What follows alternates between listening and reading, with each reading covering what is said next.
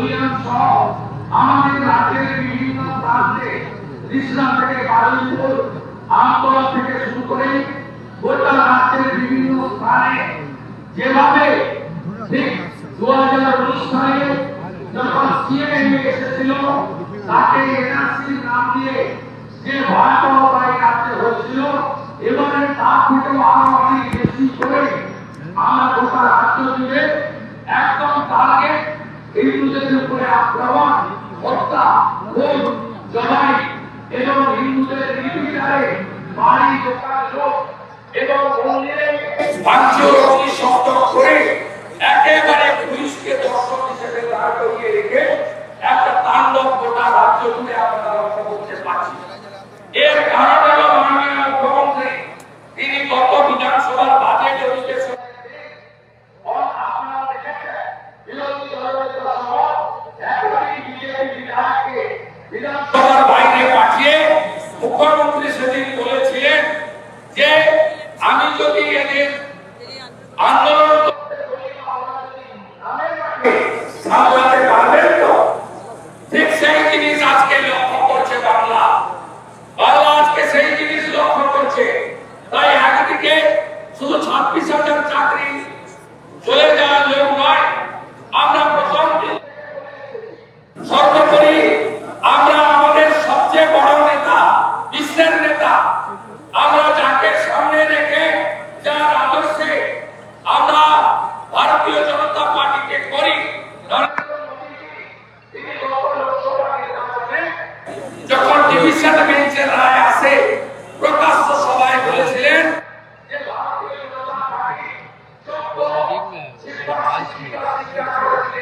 পাশে আছে, আমাদের দল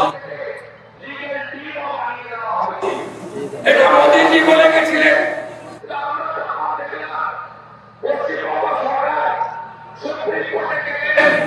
আগের চিফ জাস্টিস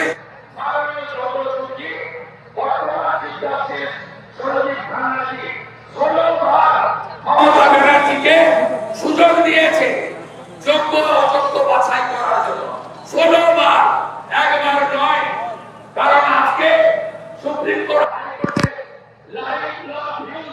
প্রত্যেকে লিঙ্ক পেলে খুলে আজকে সেই জায়গায় দাঁড়িয়ে এই সরকার 5,000 হোক আর 8,000 হোক অযোগ্যদের বাঁচানোর জন্য তারা আজকে 17-18,000 বেশি হবে যোগ্যদেরকে বলি দিয়েছে। তাই ভারতীয় জনতা পার্টি বরাবর শিক্ষাকর্মীর পক্ষে ছিল, আছে, ভবিষ্যতে থাকবে। ভারতীয় জনতা পার্টির বিধায়ক দলের নেতা হিসেবে, এলপি হিসেবে 30 ডিসেম্বর 2024 এসএসসির অফিসে আচার্য সদনে আমি এসএসসির সচিবকে বলেছিলাম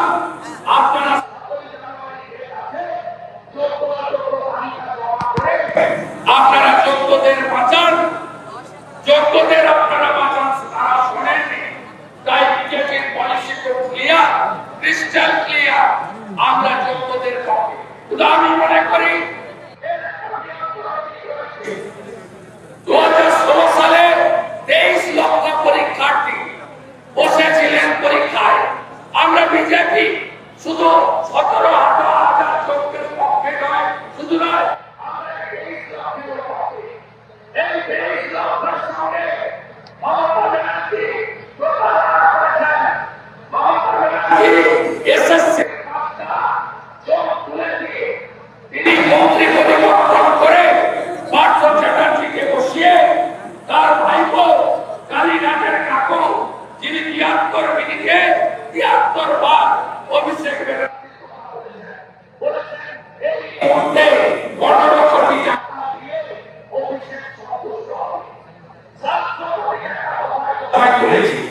তাই আমরা এই 23 লক্ষ প্রধানিত যুবতীদের পক্ষে।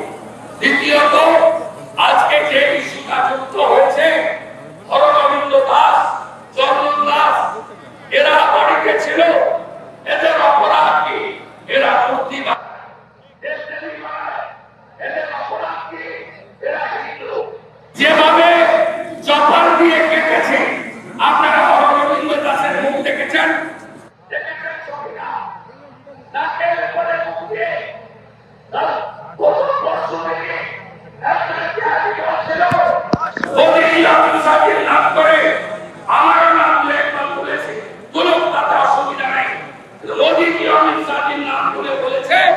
এটা তো কিছুই নয়। এরপরে আমাদের পরব আসছে, আমরা জবাই করব হিন্দুদের। আজকে চন্দন দাসকে জবাই করা হয়েছে, তারা হিন্দু বলে বাড়িতে গিয়ে এই অপরাধ ক্ষমার অযোগ্য, এই অপরাধ মেনে নেওয়া যায় না। দিলীপ দা বলছিলেন এক দেশের সঙ্গে আরেক দেশের লড়াই হলে শরণার্থী হয়। আমরা দেশের মধ্যে আজকে মুর্শিদাবাদ থেকে পলায়ন দেখছি। লক্ষ্মীর ভান্ডার পাচ্ছিলেন না, 1,20,000-এর বাড়ি পাচ্ছিলেন, বাড়িগুলো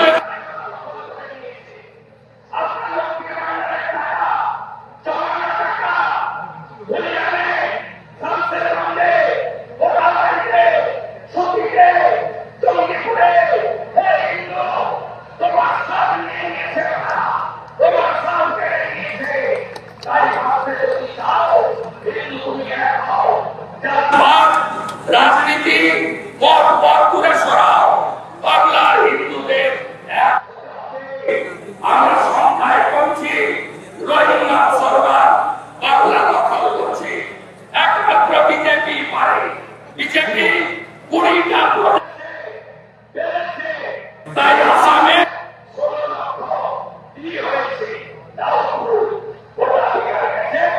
রেশন গেছে, সরকারি সুবিধা গেছে, কথা দিচ্ছে বিজেপি 26 আগস্ট হিন্দুদের সুরক্ষা দেব। রোহিঙ্গাদের